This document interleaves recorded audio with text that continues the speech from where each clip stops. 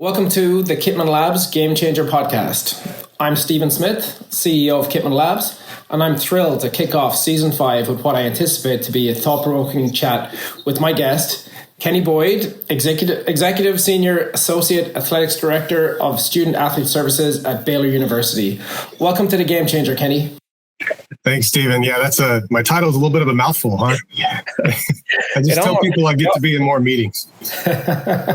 Well, it sounds great. So listen, I really appreciate you being here today. And I'm particularly excited about this because I think we are at an unprecedented time of change in collegiate athletics. I think there's a number of different things happening right now. The compounding effects of NIL on institutions and their players, the competition that's being created by the transfer portal, massive amount of realignment across different conferences, rising number of mental health issues, and then the new requirements from NCAA Transformation Committee for elevated and more holistic player care. I mean, your head must be spinning after everything that's happened over the last kind of 12, 18 months in your area of the industry.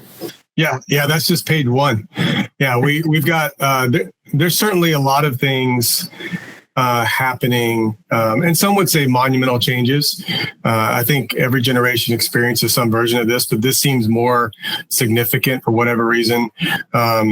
But you have, it's all about your mindset, right? And I think part of this is, where's the opportunity? There's the quote, in the difficulty lies the opportunity.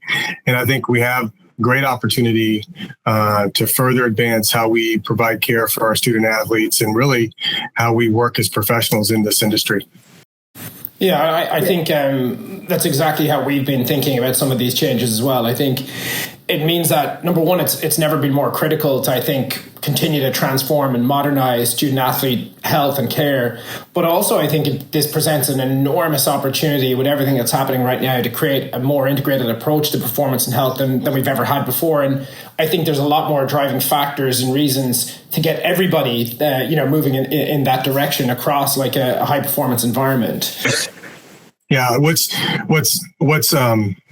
what I think is exciting about this time is I feel like there's an opportunity at every one of our institutions to find where we are going to have a place in this change and how we can be a part of that. What's going to happen at Baylor University is going to be different than happens at Iowa State. And I use that as a school within our conference, that even though we're in the same conference, we're going to have a different approach to this. Whether the NCAA allows us to have more opportunities permissible, more financial opportunities permissible. At the end of the day, the good news is let's turn to the back of the book. The way the story ends, we still need people to care for our student athletes. And so everybody that I work with and my staff, we still need them to operate at a high level, high efficiency, and continue to provide solutions to problems that we see. Yeah, I couldn't agree more. I think the approach that's taken, the collaboration that's needed amongst everybody that's involved within the high performance sphere right now is it's phenomenally important and becoming more and more important because of some of the changes that we've talked about.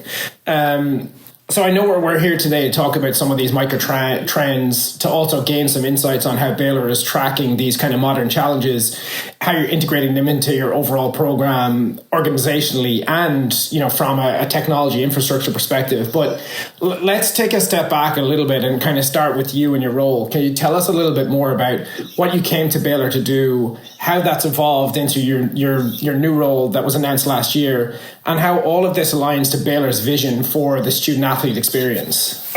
Yeah, it's a winding path, certainly for me to get to Waco. I feel very blessed to be here.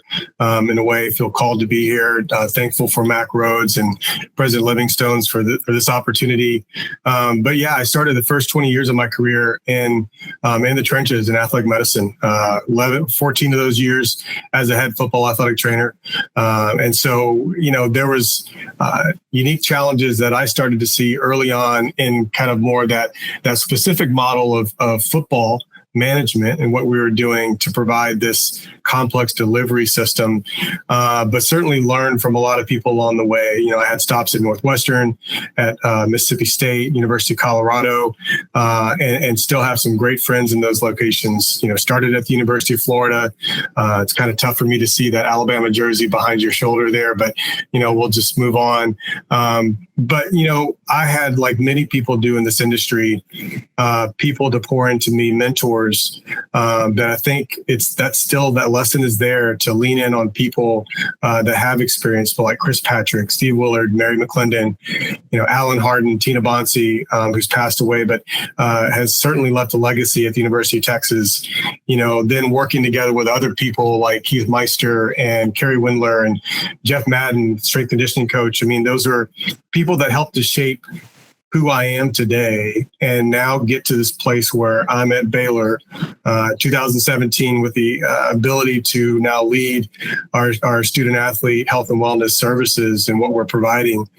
Mac presented to me this challenge and charge to find a way to bring us together, find some synergy in what we're doing to create a holistic model before this even became a thing. I think it's amazing to think about how much everything has probably changed from, your very beginning in terms of, being working in athletic medicine, working with teams, being in the training room, taping ankles, treating injuries, rehabilitating athletes, all the way through to the position that you're in now. And I'm sure that both the changes in terms of the core area and focus and responsibilities has shifted hugely from being a practitioner to being a leader. But I'm also sure that over that span of time from 15, 20 years within the industry, the needs and demands on both leaders within this industry and practitioners within this industry has shifted hugely. And then when we think about the focus on NIL and the shift that that's creating in the market, essentially what we're seeing start to happen is that the concept of whatever we want to call it, but it primarily is pay for play, is actually starting to emerge within the industry. That means that I think the demands on practitioners, because if athletes are not available, if athletes are not developing, if they're not improving, we're essentially costing them money in their pockets today. It's not money in their pockets in the future like it used to be, where maybe they get to the pro leagues. It's actually money that could be taken out of their pockets today because they're not available. That's got to create a huge shift in terms of the demands on sports medicine, on athletic performance. But similarly, I think the focus on mental health and the growth that we're seeing in that area of that becoming a real challenge within the collegiate space means that that's got to create a hugely complex, different set of demands. How are you guys thinking about like that holistic student athlete care and what that means at Baylor and the programs that you're implementing?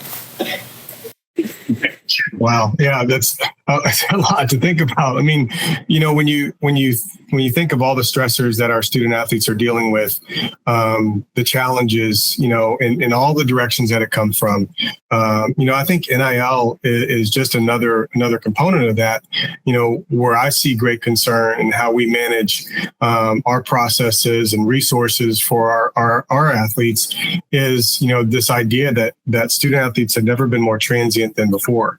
The transfer portal and the way that that's opened up mobility for our student athletes to move from school to school is really challenging some departments to think differently in how we provide that care. The way that we define our health and wellness area at Baylor is our athletic medicine, athletics performance, applied performance, or that sports science piece, mental health services, and performance nutrition. So there's 5 buckets that lean into the health and well-being of our student athletes, but it really doesn't stop there.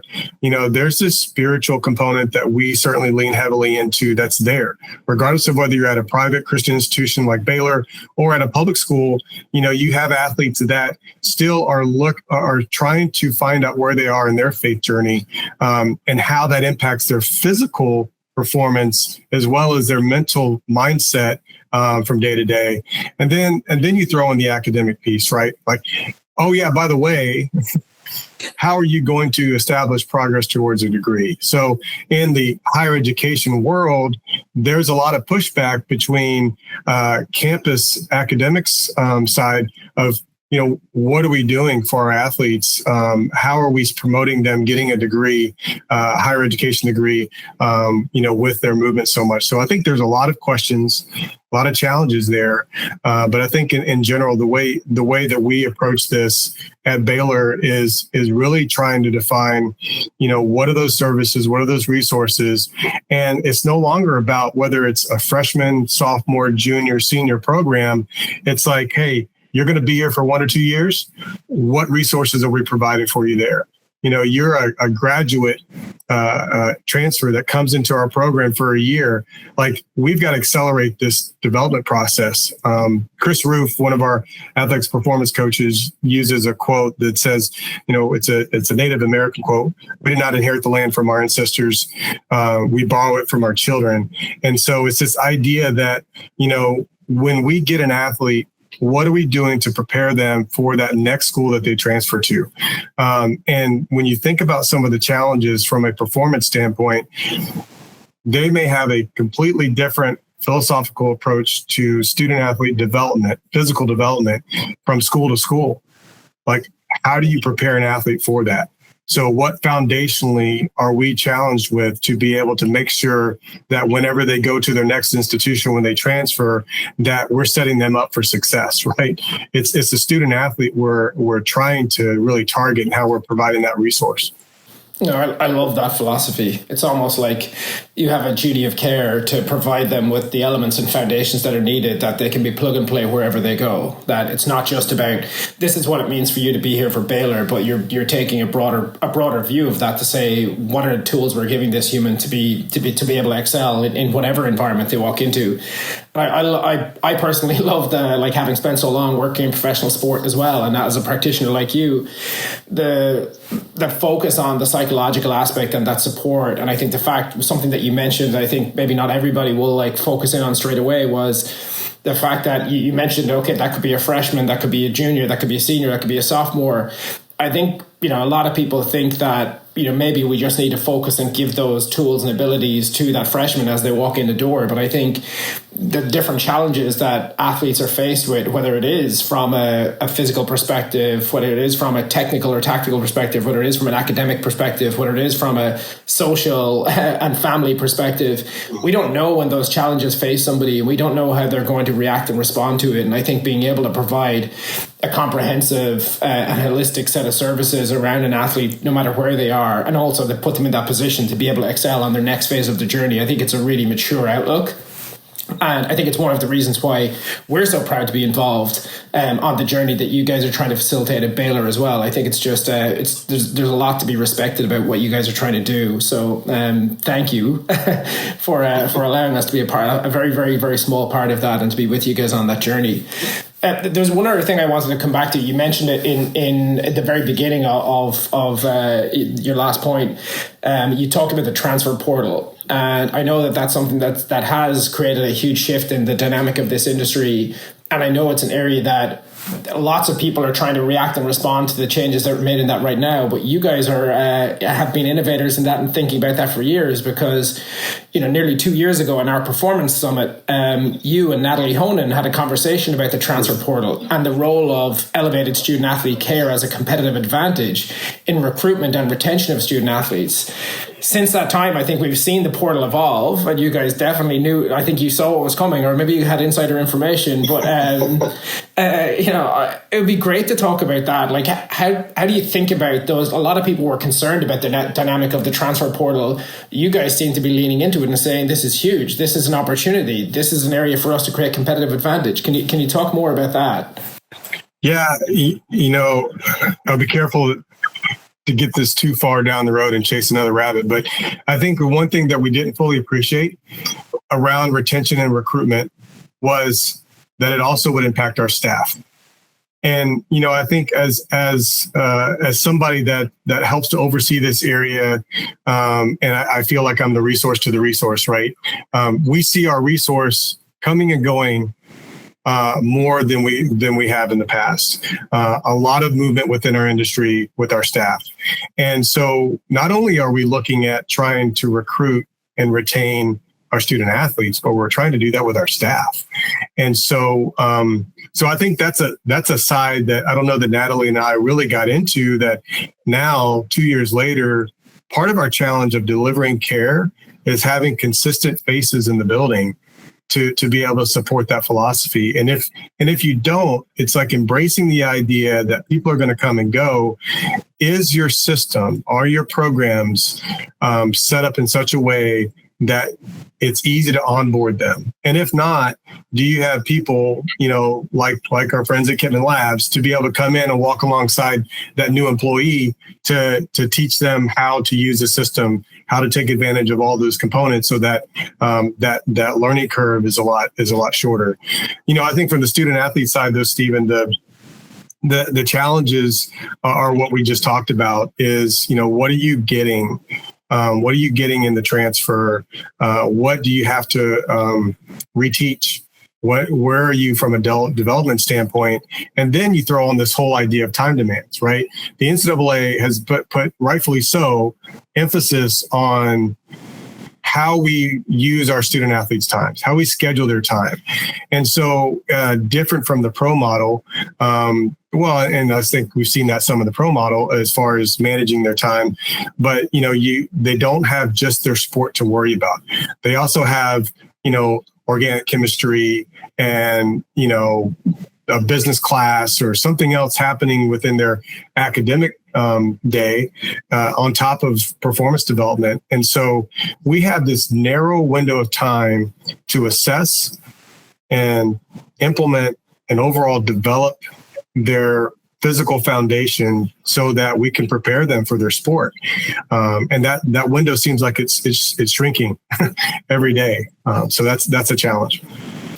Yeah, it's a topic of conversation I think that we've had with a lot of our clients, partners all over the globe. But it's not even just within the collegiate space. I think there's heavier focus on like the amount of time and the governance of the amount of time and exposure athletes have to practice, to games, to development, like holistically within elite environments today. And I think there's been a shift in mindset and a recognition of the fact that more isn't always better. And I think that's resulted in a lot of people really coming back and questioning their programs to understand like what's actually making a difference, what is actually having an impact. If we have a finite amount of time with an athlete every week, what are the most important components that we fit into that, and how do we unselect the pieces that don't matter?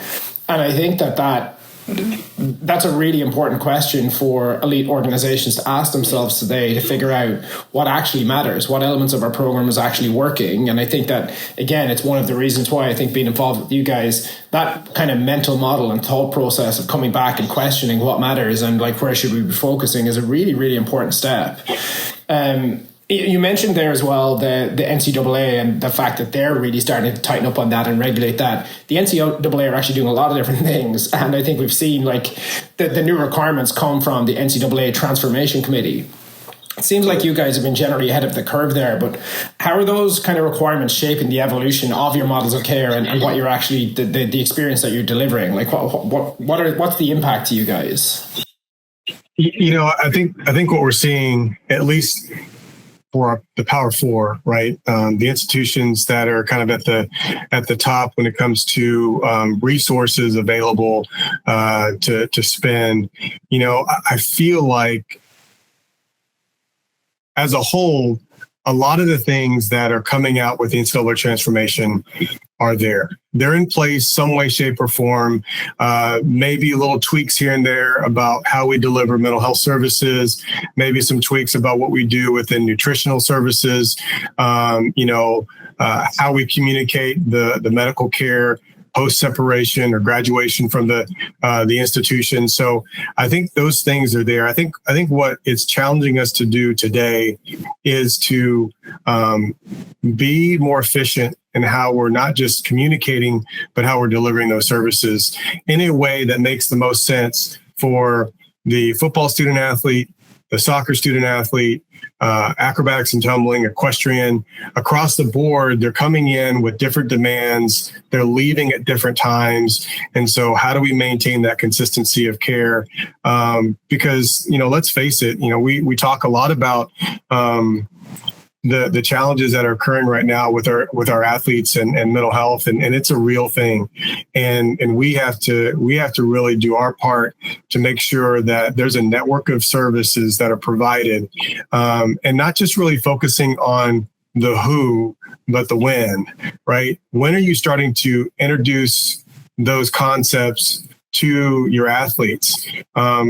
You may want to start introducing that as they come in their recruiting trip.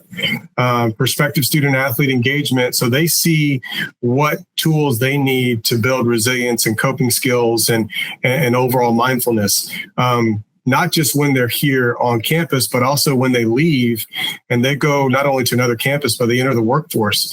Some of the bigger challenges that we see with our student athletes is that transition of life, right? When they go from being an athlete to, working in the workforce, there's a lot of mental health concerns that are happening for them. How can we provide that aftercare almost, that when they leave Baylor, do they have the tools necessary to be able to be successful? Yeah, I think I used to work with a coach in professional rugby. He used to always say new was the big risky aspect, and he didn't mean that in a way that he was being traditional and kind of wanted to stay in his kind of traditional means. He loved new. He wanted us to progress, but his message to us was new is always risky. Whether it's a new training program that we want to introduce, there's going to be a period of adaptation to that, and the athletes are going to have to we're going to have to adjust, and we're going to have to do that carefully. We used to always say this as well, like somebody would have a new baby or they'd have a new partner, and the dynamic and lifestyle of their lifestyle changes would adjust. That means that we need to accommodate for that in terms of what we do. When they have a new baby, their sleep patterns are going to change. And he was like, we always need to be cognizant of new, and we always want new, and we want to progress and evolve. We want to understand how do we surround that. And I think like that, big changes like that are new, right? And I think the way that we prepare people for that and how we also teach the athletes, I think, to have the tools to understand what new means and how it's going to change things for them and how to adapt and evolve for that is hugely important. Yeah, I like to tell our staff that innovation is a mindset first, and you have to understand what are the consequences, both good and bad, when it comes to change. The equation of the rate of learning can't exceed the rate of change. We have to be very cognizant of allowing our staff and our student athletes time to learn the change before we implement new change. That being said, I think if you ask any one of the people that are on staff at Baylor, I don't mind pivoting, right? There's a time and point and place to recognize the way you're doing it is not the best way. And let's pivot, let's do something different. But you have to be very, I think you have to be very judicial about that. Have we communicated the right way? Have we given all the tools and resources necessary, and sometimes the directive to implement a program before now we're saying it's failed and we need to change it? So those are some hard conversations sometimes, because I think certain people look at success and failure differently. And so sometimes you have to fail and you have to take a step back in order to see the progress in advanced learning systems and things that you're trying to put in place. You need more data to inform the decision, right? And sometimes it's hard to get to that data point where you feel like you're getting good information to make that change. Yeah, change is probably the key word, right? And I think in that scenario that you're talking about, you guys you're self-selecting, right? You're putting your hands up and saying, hey, we want to change. There's also been lots of change in the conference landscape over the last year. And I think the Big 12 has certainly been a hotspot for this. How is the conference realignment and the change that we're seeing across the conferences, how is that impacting Baylor's strategy for recruitment, for retention, and even for your approach to on-field performance? Yeah, it's been exciting. That's a word. I don't know if it's stopped. What is exciting is we're a national conference now. All the exposure that comes along with that, the opportunity for our athletes to be able to experience a lot of great new places, schools and competition, those people coming in, BYU, University of Colorado, Arizona State, UCF, Cincinnati, I believe in somebody out, Utah, it's like all these schools coming into the conference is just going to further strengthen, who we are as a conference in general. I think, but with that comes some challenges. We talk about the difficulty lies the opportunity.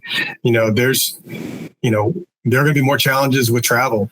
How do we address those? How do we monitor that as a group? How do we wrap our minds around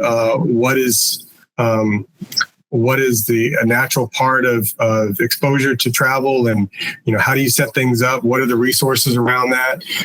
How does your environment affect you when you go from a place like Utah to Central Florida? And how do you prepare for those? I think there's some other things that you look at from the realignment piece, and What's been really great, I've had the opportunity to be a member and actually current chair of our Big 12 Health and Wellbeing advisory group. And, we're having conversations today as a group looking at the health and well-being of our student athletes. First of all, it's, what's our starting point, right? Maya Angelou has a quote that, if you don't know where you've come from, you don't know where you're going. And so this exercise that we're embarking on right now is, what are the standards of practice? What are the best practices that are out there? Where is everybody aligned on that? We should be doing everything, but to what degree? Let's start the conversation with where we are today, and then use that to inform what we're going to do tomorrow. And so, working with folks like Mark Coberly and others that are helping to lead this, we're doing the work right now to at least build that foundation. And so I think a lot of the things that we do moving forward are going to come from groups like that and shared information sessions like this. Yeah, I think that concept of bringing together like all the greatest minds, like you mentioned a couple of people like Mark Coberly, who like you have been in the industry for so long, and I think has also been one of the people that I think in this industry has always continuously looked for change and looked for improvement. I think it's probably never more important than ever than that organizations do look to share knowledge and try and adapt and adjust to some of the changes that we're seeing in the market and the ecosystem to continue to improve. So I think as you guys know, to the extent that we can play a role in that, I think it's something that we're always excited to do as well, because I think the changing dynamic of what it is that you guys, as who are at the coalface of this, have to deal with every day, that it results in, I think, potentially a shift in terms of the types of technology, the use cases of the technology that we need to support, the role that we need to play sometimes as partners as well within that. I mean, like you talked about, there is probably more change in staff and more turnover in staff. We're seeing that across the board, across our NCAA clients. And it means that our support model needs to change, because we really do need to be partners. We need to be in it. We need to be ready to onboard new staff and help. We need to understand your environment better than we ever did before, because we need to make sure that we can help onboard those new staff members in periods of time when you guys don't have the time to focus on that, because you're in the thick of it trying to do what you need to do with athletes every day. From that perspective, would love to know, can you talk about the relationship that we've had and the role that Kitman Labs has played in supporting your vision? Because there's a lot to it, and I think we've talked about a small percentage of the work that you're doing today at a very high level, from a very, very high level perspective. But what can you talk about the role that we've played and what that means to you guys? Well, it is a relationship. It's a partnership. And I think that suggests, two people, two groups that are working to find the unique solutions for each other. And I think it is both directions. And I appreciate the partnership there as we work through some of our challenges, that presents things that help the overall system, the intelligence platform, improve, and the different resources we're providing. Never before has there been an emphasis on data-informed decisions. And there's a lot of weight behind that statement. You can't just say, well, we're going to use data to inform or decide. It's great, but how are you storing the data? First of all, what data are you collecting? So the questions I ask my staff are, what's the question we're answering with this data? We don't just need to collect data, but there may be also opportunities to help inform other decision making that we're not aware of. So we have to be a little bit more projecting what those concerns are. But Stephen, what we've seen in being able to develop a relationship with Kipman Labs is a partner that's willing to evolve with us. I think you're the first one to admit that you don't have all the solutions and the answers right now. But being able to problem solve and work through what's going to be unique for us versus other institutions, other clients, I think that's where a lot of the appreciation has been, of just being authentic in that way, being a group that wants to be an industry leader and support other industry leaders. There's something, I think, something appealing to that as well.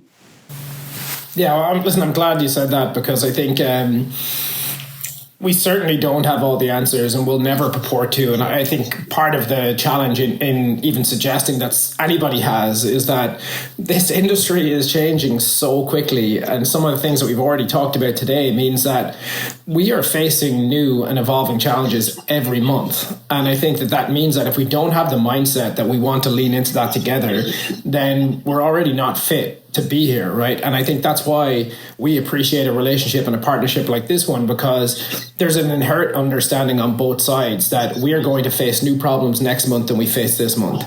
And we both want to solve those and both have an appetite to solve those together. And we will if we do this right, we will always be in the same position that we're in today, which is we will not have a solution to all of the problems, but we will have a mindset and an attitude and approach that helps us to tackle the next most important ones and keep working from there. Yeah. What do they say? Yesterday's solutions are tomorrow's problems. But I think we're gonna continue to work through this. Where I feel compelled is, I think the desire is to have people that are willing to work through some of these challenges together, because at the end of the day, our job, our primary focus still has to remain in the care for our student athletes. How we're doing that, I do feel like we have the opportunity, between other ways of leveraging artificial intelligence and machine learning and data review, to be able to move quicker to a solution, maybe quicker to an answer to a problem. We have an issue with an increase in injury for a certain sport, a certain condition, a certain position. Let's investigate it. What are the issues there? I had a conversation. We were talking before about, what my days look like. And a lot of times right now it's revolved around a little league ball field. But I was talking with one of our other parents, it's a radiologist, and every industry is being touched by, in some way, with machine learning and using data to inform decisions in a way that we've never experienced before. They are, even in radiology, looking at things that they weren't able to pick up before because they were focused on the structure that was injured, not all the structures around it that may be indicating a bigger predisposition to something else.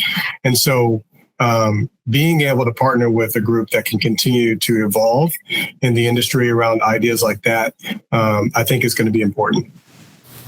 Yeah, and I know that's an area that you're passionate about, and the concept of, I don't know if I want to use the word research, but maybe even applied research, and like having that ability for an organization like us, and even potentially like the academic center at an organization or institution like Baylor, and being able to triangulate those pieces to keep evolving and asking questions is something that you're passionate about.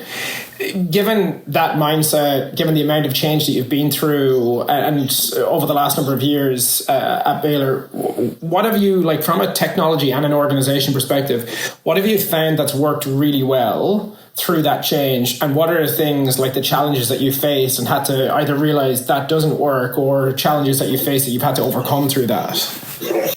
Sometimes the biggest challenges are us, right? I mean, trying to work through the human side of buy-in to make change, to utilize something new, to trust information that you're receiving.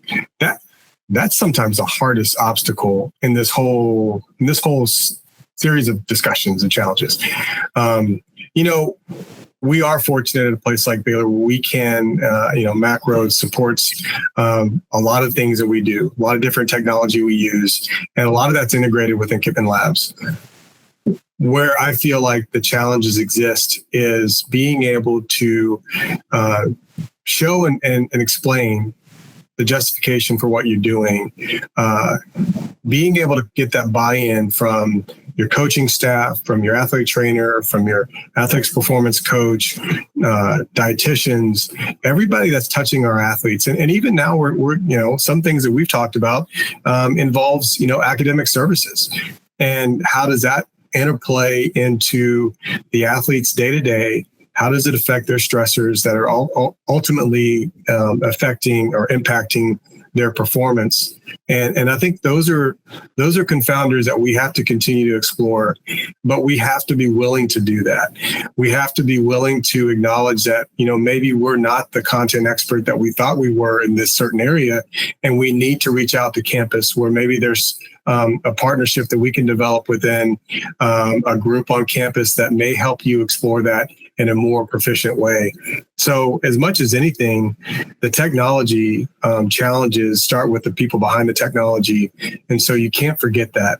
You can't forget that you're working with people that are informed from past experiences, and how do you work through that?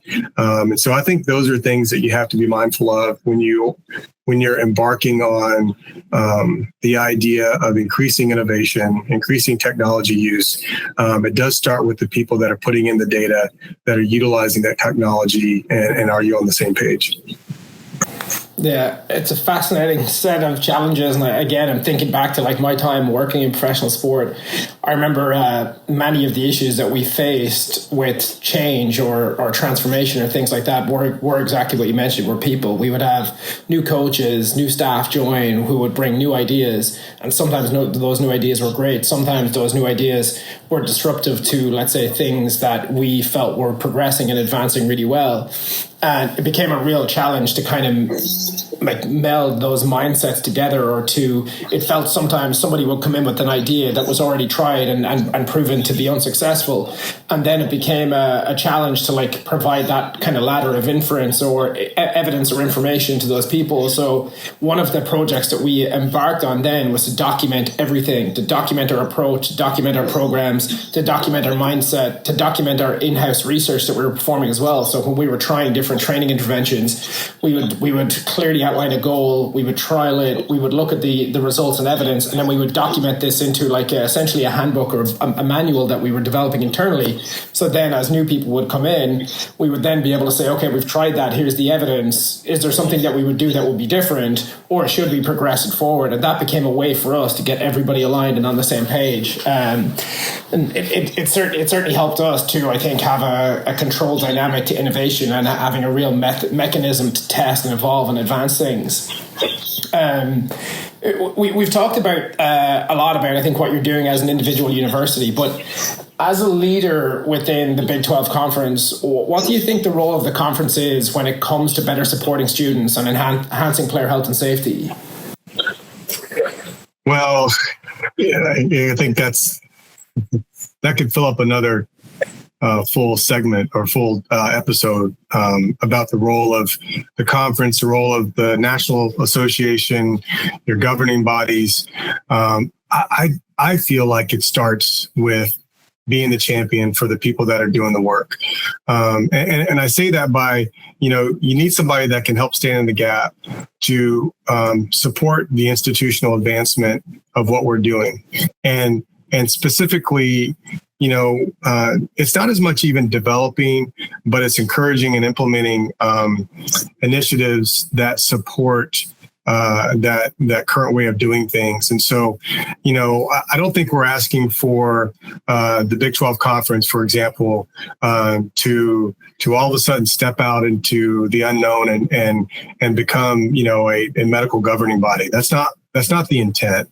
I think the intent is to leverage the resources, the collective group, to be able to show not only student athletes or prospective student athletes, but even the coaches and the staff that are coming to work and that are working in our institutions, that this is a priority for us. Mm-hmm. This is something that makes a difference, not only in the lives of our student athletes, but the lives of everybody else around them. And so how can we support that? So I think that's where I see this conference and other conferences moving. I think there's the appreciation for the work that other big organizations like the NATA and AMSSM and others that are working together to provide solutions from the medical side. And then, CSCCA and the NSCA and other groups, CPSDA, what other alphabet did I miss? But there are all these other groups that are right around the periphery of what's happening within our conferences that are providing information and support to how we do things. And I think we have to find a way to continue to work together to provide those solutions. So long answer to your question there, Stephen, but I'm excited about where this is going for us. Realignment is opened up some new opportunities to partner with people.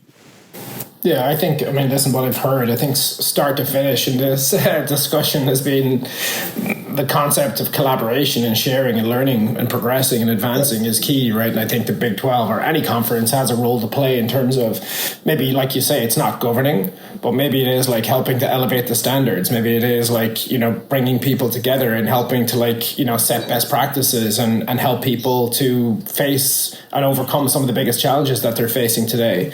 And to do that as a collective instead of to try and everybody trying 10 different things that, not figuring out what's working, being able to come and try those together and to be able to learn from each other and accelerate learning across a conference is got to be beneficial. Right. Yeah, I think moving forward, the people that are going to thrive in this industry are going to be those that have people partnering with them to help elevate the experience for the student athlete as it relates to when they're entering and leaving those programs, because it can be a year, it can be 5 years. I think there's a lot of different changes that are happening, but ultimately we have to find a way to provide an elite student athlete experience for those students that are at Baylor at the time that they're at Baylor. And I think that's our challenge. Yeah, well, if there's any organization that I would put my money on to be able to solve those challenges, I think it's you guys. I think this conversation has been fascinating for me. So regardless of whether we ever publish this and get this out online, I've really enjoyed it. I think it's been great, and the more I continue to learn about Baylor and what you guys are doing and the approach that you're taking, the philosophy that you have, continually inspired and in awe of what you're doing there and the leadership role that you're particularly playing in terms of driving that organization forward. So, Kenny, thank you so much for being with us. I really appreciate it. Yeah, Stephen, again, as I said earlier, I appreciate this opportunity. I think it's going to be important that we, Baylor, continue to partner with organizations like Kitman Labs. But as I said earlier, I think the secret to success is going to be, it starts with how we deliver care. It's going to be how we collaborate with other people, not just internally in our department, but externally. And then ultimately how we communicate. And I think there are solutions that even when you look at it specifically with Kitman Labs, there's solutions even within the platform for all three of those areas: care, collaboration, and communication. And that speaks very well to where we are as an institution. And I appreciate the support that you guys bring us. Yeah, not at all. Well, listen, I think what we'd love to do is we'd love to have you back here at some point in the future as well and have you on this and talk about some of the growth and I think advancements that you've made and talk about some of the new challenges that you're facing as well. And we hope that when that happens, we'll have a Baylor jersey in the background here so we don't have to hurt your eyes with the... I need to work on that. I'm okay with the other ones because I'm sure there's a little bit different appreciation, but we got to do something about getting some green and gold up there. So sounds great. Alrighty, well, thank you so much. I think it's great to be back on the Game Changer podcast, and I think nobody better than to kick off season 5 with than probably one of the biggest game changers in the NCAA space today, Kenny Boyd. Thank you so much. Thank you, Stephen. Appreciate the time.